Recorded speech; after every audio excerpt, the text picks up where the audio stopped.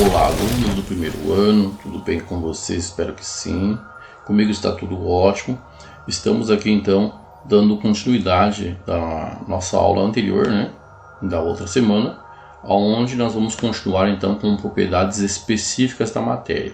Tá? Então lembrando que a organização de vocês é o sucesso de vocês. Prestar bastante atenção, ler outro material similar, para você passar a absorver bem esse conteúdo. Muito bem? Quem ainda não se inscreveu no canal, por favor, lá deixe seu like, se inscreva, para quando o professor postar uma videoaula nova, você já recebe a notificação. Muito bem? Conto com vocês então, e de antemão, muito obrigado, e Deus abençoe. Então, continuando aí, o objetivo dessa aula é entender e identificar. Então, veja só. Além de entender, nós vamos identificar as propriedades específicas da matéria. Entre essas propriedades específicas, já podemos de antemão citar as propriedades organolépticas, E aí vocês já vão se familiarizando com essa palavra diferente, no vocabulário de vocês, que a química tem disso. Então, você conhece as propriedades organolépticas, mas não por essa pronúncia, talvez. E aí a gente vai elencar elas agora, para nós encerrarmos esse assunto.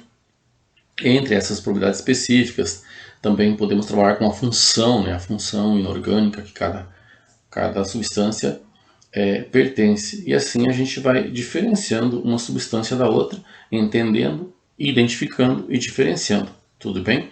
E também nas entrelinhas lá, já aproveita, pratica uma atividade, no nosso slide, que vai reforçando o aprendizado, Então, vamos começar com um questionamento, com uma pergunta, que essa pergunta vai trazendo para nós a curiosidade, Então, assim, o que são propriedades específicas da matéria? Lança lá um ponto de interrogação grande, E a outra, qual a diferença entre propriedade física e química? Então, essa diferença entre as propriedades físicas e químicas também irão ser faladas nessa aula aqui, tá? Então, bastante atenção aí. Tudo bem? Vindo então para o conceito, nós temos as propriedades específicas são características exclusivas de determinada matéria. Então, cada um tem as suas características, Essas características permitem distinguir ou diferenciar uma substância de outra. Sendo assim, nós temos aqui elas: propriedades organolépticas, propriedades físicas, propriedades químicas e propriedades funcionais. Tudo bem? Então, bastante atenção agora. Iniciando então com propriedades organolépticas, nós estamos aqui então diante da visão, olfato, tato, paladar, audição, são propriedades que por meio de certas substâncias impressionam nossos sentidos, Então, as propriedades organolépticas são relacionadas aí aos órgãos dos sentidos, certo? Então, é bastante importante frisarmos aí. Sendo que cada pessoa tem percepções distintas de alguns sentidos, Algumas é mais aguçada num ou outra, Um na cor, outro no sabor, o brilho, odor, textura, enfim. Mas vamos lá, analisando uma a uma. O odor, As substâncias são classificadas pelo odor que exalam. E aí classifica-se em odorantes, apresentam cheiro, isto é, aguçam o sentido pelas células olfativas, e inodorantes, não possuem cheiro, então elas não aguçam, Elas passam a não ser perceptíveis aí no meio das células olfativas. Tudo bem? Na sequência, então, temos textura, Os materiais apresentam diferentes aspectos, como liso, rugoso, áspero, macio, detectadas conforme a percepção do outro, Então está aqui um exemplo, mostrando para nós. Temos aí a questão da cor, A cor de um material é produzida pelo comprimento de onda luminosa, Vocês veem isso bem em física, Refletida e que é percebida pelas células fotorreceptoras dos nossos olhos, Que faz com que a gente consiga enxergar aí a cor que refletiu. Dependendo do comprimento de onda, é a cor que reflete, E o meu globo ocular, com o auxílio dos meus olhos, passa então a identificar esta coloração. Quanto ao sabor, né? O sabor, nós temos a classificação das substâncias, é dada pelo reconhecimento das papilas, então, né? Tipo, eu vou saber se é azedo, se é doce, se é salgado, se é amargo, né? Então está aí mais uma propriedade organoléptica, né? O sabor. Mais uma, então, a questão do brilho, é a capacidade que o material tem de refletir ou absorver a luz que incide sobre ele, né? Então nós sabemos que as cores dos materiais vai depender da luz que vai incidir sobre ele e ele vai refletir a cor dele. E uns reflete também com um brilho intenso, o outro mais fosco. Então aí também vai estar vendo a capacidade de cada material aí dessa reflexão ou dessa absorção. E aí então, quanto ao som, são vibrações que, ao penetrarem no nosso ouvido, produzem sensações auditivas, né? Aí vem aí a propriedade organoléptica, né? Voltada ao som. Aqui nós temos a nossa atividade 1. Quais propriedades a seguir são as mais indicadas para verificar o estímulo dos sentidos humanos? Então vejam só, nós estamos falando dos estímulos e dos sentidos humanos. Até então a gente falou de sentidos humanos. A alternativa correta, ela vai ter que ter todas as palavras voltadas aos sentidos, aos órgãos e sentidos, tá bem? Então, se eu analisar a letra A, já encontramos a cor, mas a densidade está fora, viscosidade está fora, então não posso considerar a letra A. Letra B, estou com textura, né? Veja, estou com textura, ok, mas estou fora com a dureza, estou fora aí com o ponto de ebulição, né? Se eu ir para a letra C, veja, sabor, cor, textura, mencionou-se na nossa aulinha, né? Então eu já sei qual é a minha alternativa correta. Muito bem, então está aí. Agora vamos então para nossas propriedades funcionais, né? Nas propriedades funcionais estão a função inorgânica, né? São características constantes existentes em algumas substâncias, sendo agrupadas em um mesmo grupo funcional. Então elas são divididas em ácido, base, sais, óxidos, hidretos, superóxidos, né? Enfim, nós aqui vamos abordar agora as 4 mais úteis, sabendo que no decorrer deste ano a gente vai estar estudando aí cada uma delas, aprofundando mais o conhecimento dos ácidos, das bases, né? Os seus sabores, quando entra em contato com a água, um pouquinho ainda hoje a gente vai estar vendo nessa aulinha, mas vamos aprofundar posteriormente. Então vamos diferenciando aí a questão de bases e ácidos, que são os dois carro-chefe aí das funções inorgânicas, né? Então o ácido, quando se fala em ácido, são substâncias que ionizam, né? Quando falar a palavra ionização é remetida a ionizar, já é importante pontuarmos aqui. A única substância que ioniza é somente ácido, nenhuma outra mais vai ionizar. Então também fica aí um macete, né?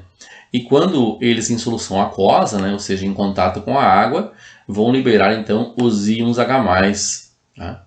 Aí o conceito de Arrhenius, tá bem? A gente aprofunda também esse assunto, né, mais adiante. E aí possui então sabor azedo. E aí nós temos alguns exemplos aí, né? O ácido cítrico, né? O ácido málico, o ácido fosfórico, a da Coca-Cola, né? O ácido fórmico da formiga, embora a gente não está experimentando lá o ácido da formiga, mas vem o nome fórmico de formiga, né? Aqui já é um ácido orgânico. O ácido cítrico, né? Está aqui embaixo também citado. Ácido tartárico, ácido acético lá no vinagre, né? Nós usamos para temperar a salada. Então, diante dessas situações aí, citamos aqui um exemplo de alguns ácidos do dia a dia, e que tem então um sabor azedo.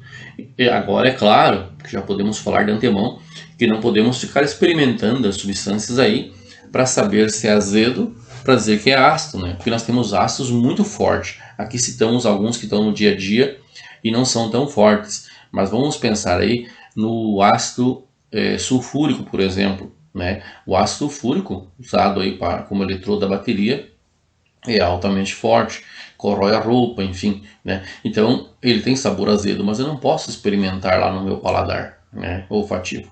Então, diante disso, eu não vou ficar cheirando, não vou ficar experimentando, degustando, né? Então, são algumas características que a gente vai estar aprendendo também nas aulas esse ano, de olhar para a fórmula e saber, né, e saber na teoria então que o sabor do ácido é azedo.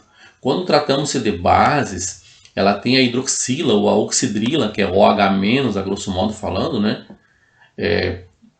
Para as bases, ocupando aí então o lado direito da fórmula. A gente fala então que passa a ser o ânion da fórmula, enquanto que o hidrogênio é o cátion do ácido, né? A hidroxila ou oxidrila, a grosso modo falando OH-, passa a ser então a parte negativa, sendo o ânion aí da base. E promove a astringência, ou seja, aquele sabor que repuxa a boca, né? Então, o exemplo mais clássico disso, mais mesmo, é o caqui de liga, que está no dia a dia de vocês aí, que é difícil já quem não ouviu falar ou experimentou, né? Mas entre eles, todas as bases terá esse sabor astringente que repuxa, né? Esse aqui bastante usado, né? O hidróxido de magnésio para acidez estomacal, né?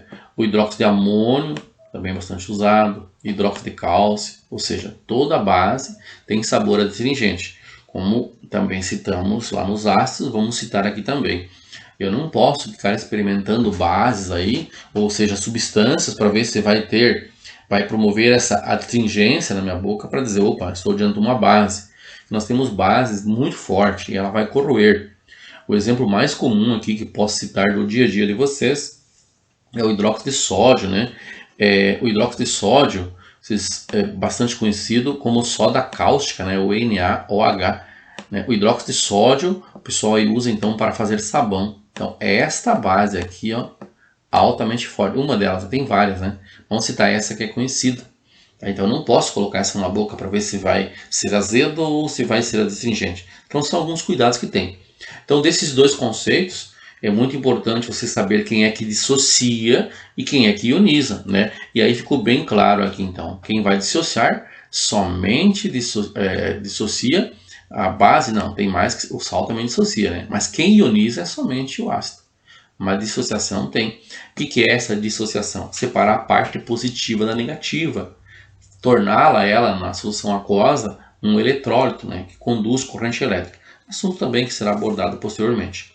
Hoje, de antemão, conhecer o ácido e a base, saber quem dissocia e quem ioniza, e o sabor que tem, o que promove um sabor azedo ou promove uma astringência na boca, enfim, certo?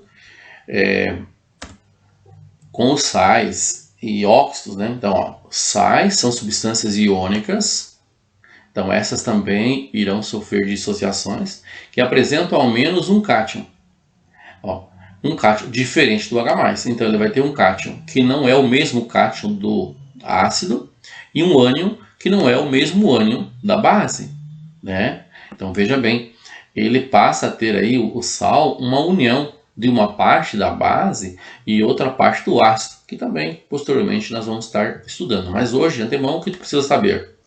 Que esse composto iônico, ele tem cátion e tem ânion, que o cátion não é o mesmo do ácido e o ânion não é o mesmo da base, né? Porque o ânion da base é OH- e o cátion do ácido, né, é o H+, tá? E alguns sais possuem sabor salgado. Então veja bem, alguns sais, sabor bem salgado, bem conhecido, bem típico, né? Óxidos. Trata-se de compostos binários. Aí veja bem, o que é composto binário? Então veja, para ser óxido não é apenas ter oxigênio envolvido. Tem que ser binário. Binário é o quê? Ter dois elementos químicos envolvidos apenas. Aqui nós temos um exemplo bem clássico, né? O gás carbônico, dióxido de carbono, tá? Está aí.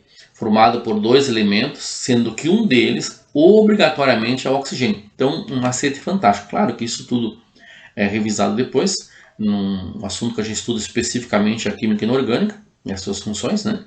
Mas, para nós diferenciarmos essas quatro propriedades funcionais, essas quatro funções inorgânicas aí, veja que interessante a do óxido, né?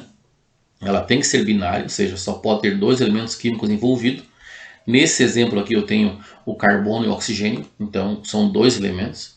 E dos dois, um obrigatoriamente tem que ser o oxigênio, né? São encontrados nos três estados físicos da matéria, então eu tenho o óxido sólido, né?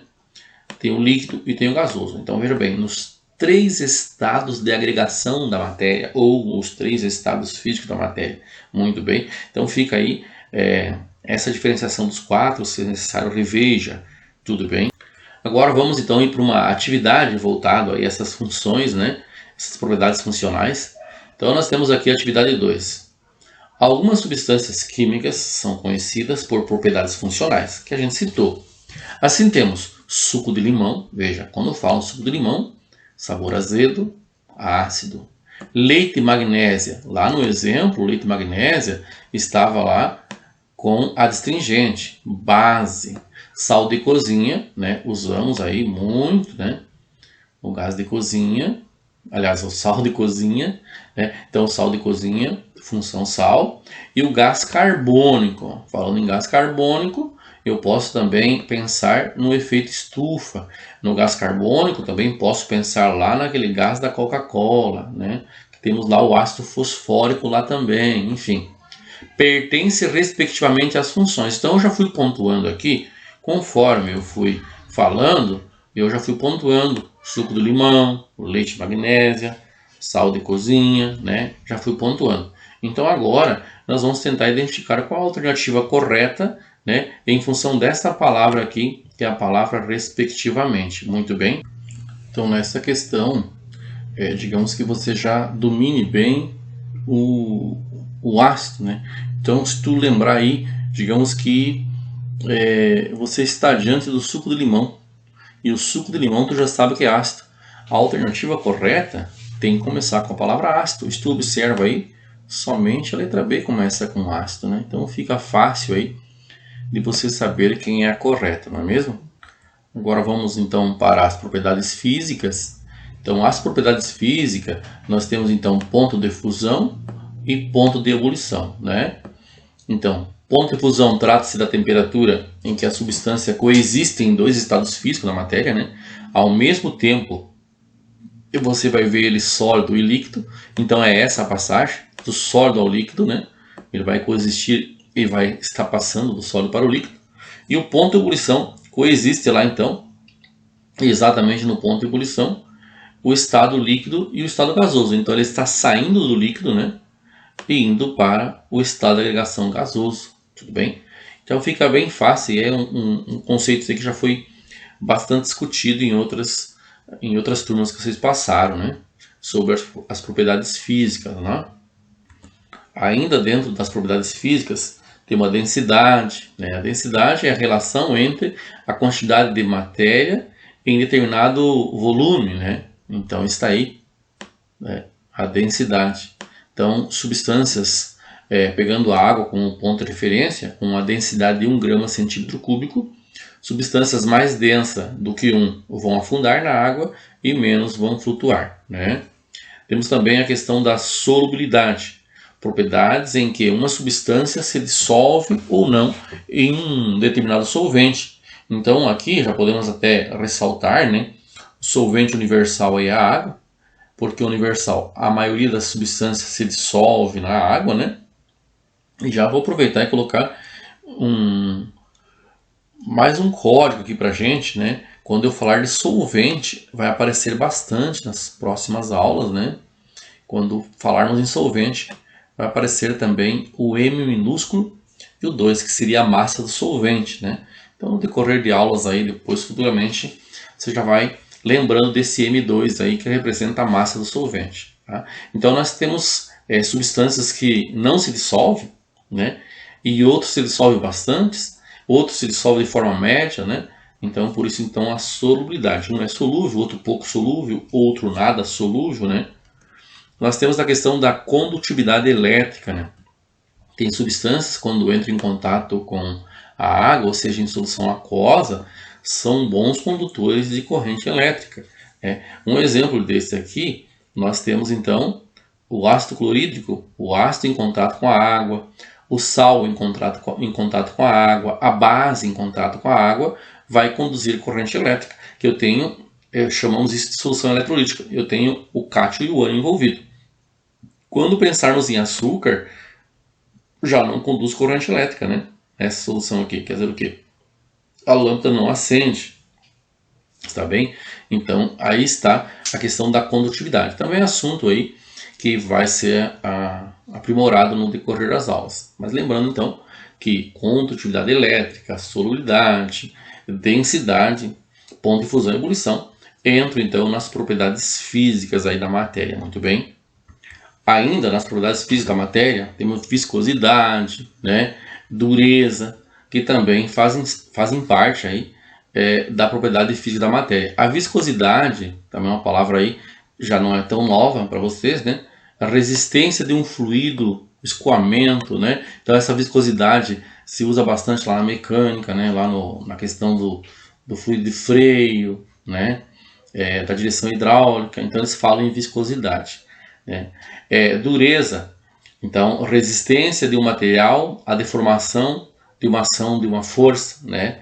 Então aqui nós falamos sempre que na dureza o mais duro vai então que o mais duro vai riscar o mais mole. Então, podemos até citar aqui um exemplo na questão da lousa, né? Vamos pegar antigamente o quadro, que agora é pouco uso, né?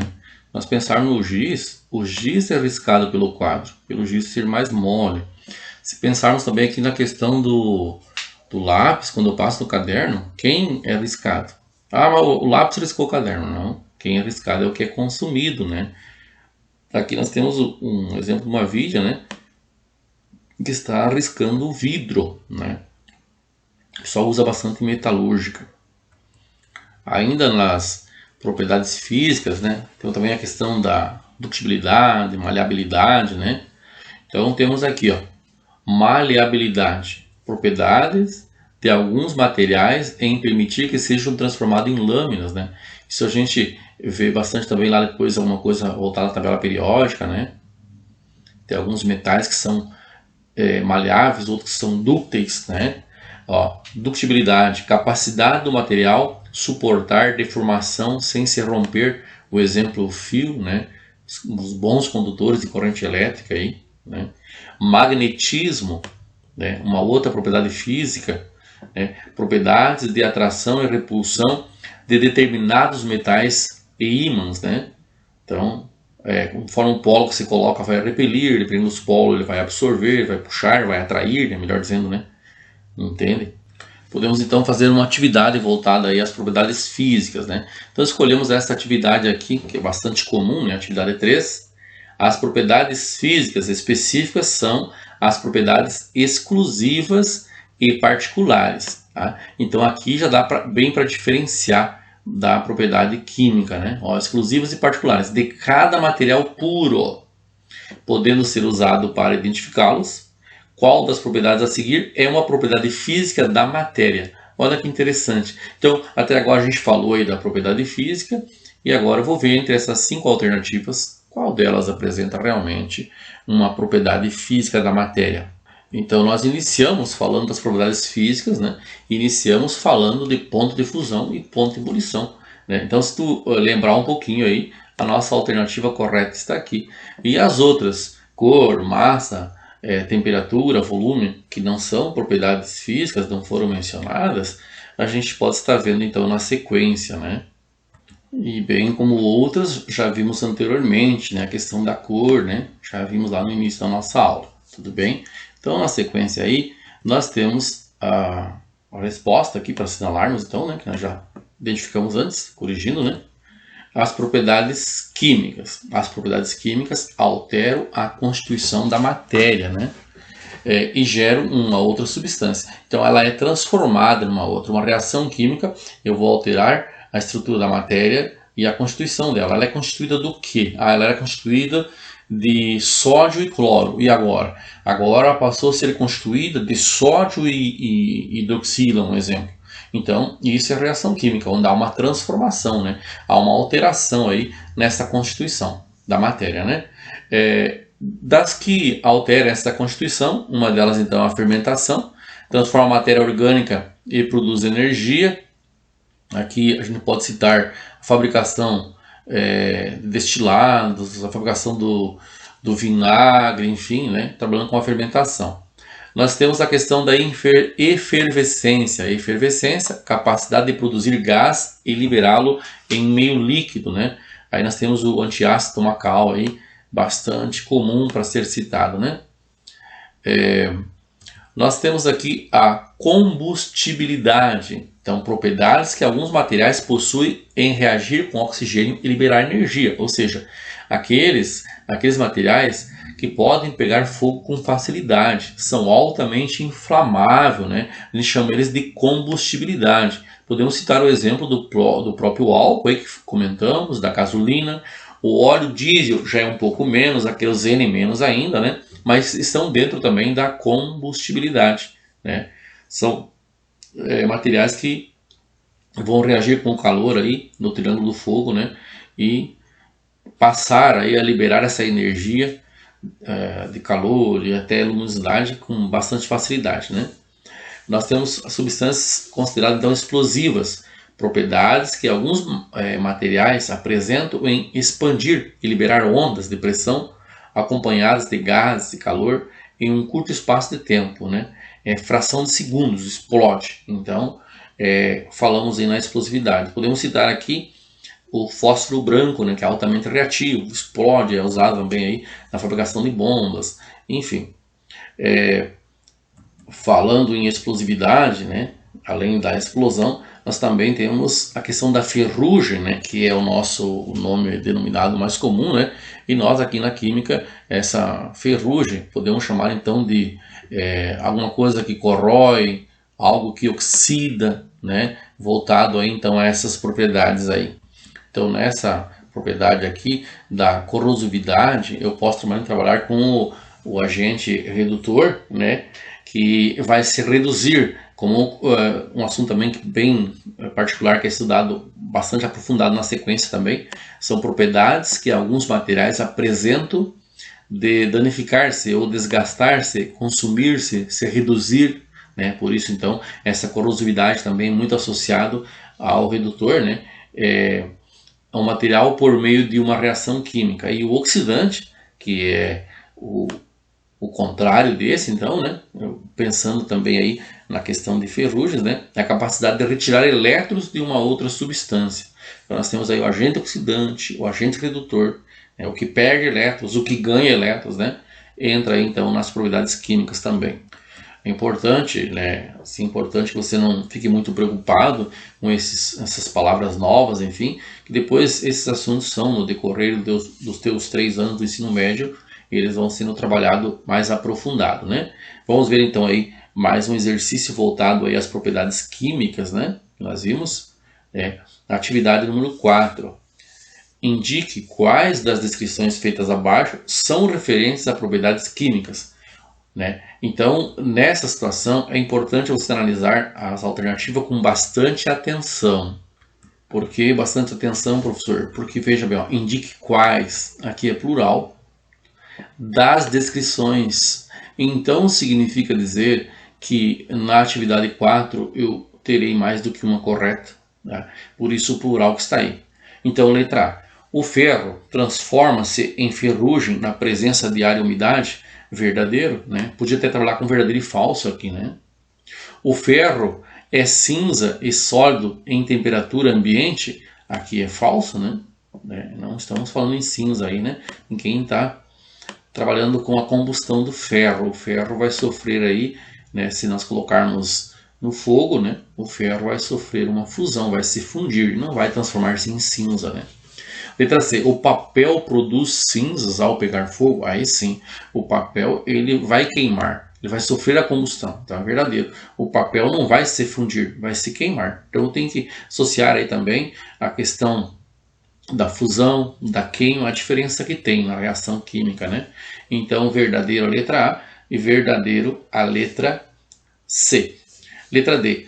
O álcool ferve a 78 graus Celsius sob a pressão de 10 na menos 5 Pascal, aproximadamente a 1 atmosfera. Então, o álcool não é que ele ferve essa temperatura. Esse seria o ponto de ebulição do álcool, né? Então, eu tenho que cuidar com a questão da fervura e com o ponto de ebulição. Eu posso fazer com que uma substância ferva, aumentando a pressão sobre ela, e ela não chegando ao seu ponto de ebulição. Ela pode apresentar uma fervura dentro de uma seringa, por exemplo, né? Posso colocar uma substância e pressionar numa seringa aí, com o êmbolo, fazendo com que ela ferva lá dentro e ela não chegou à temperatura de ebulição dela, que é o caso do álcool, né? Então, por isso, a letra D é falsa, tá? Então, tu veja que requer um pouquinho de conhecimento para acertar, assinalar uma dessa, né, como a letra D. E a letra E, a combustão do etanol libera gases de energia. Então, sempre quando eu pensar em combustão, eu estou pensando em fogo, né? Então, a combustão é fogo, queima do etanol. Libera gás de energia? Sim. Tá? Verdadeira, então, a letra E. Estamos aí, então, assinalando as alternativas corretas A, C, E. E aí vamos ficando por aqui, então, né? Só relembrando o que estudamos hoje, né? Entendemos e identificamos, então, as propriedades específicas da matéria, né? Então, foi por aqui que a gente ficou hoje. Nós praticamos o conhecimento, né? Para fixar um pouquinho mais as questões que fizemos, as 4 atividades, tá bem? Então, aquele abraço a cada um, a cada uma. Até a nossa próxima aula e bons estudos a todos e a todas.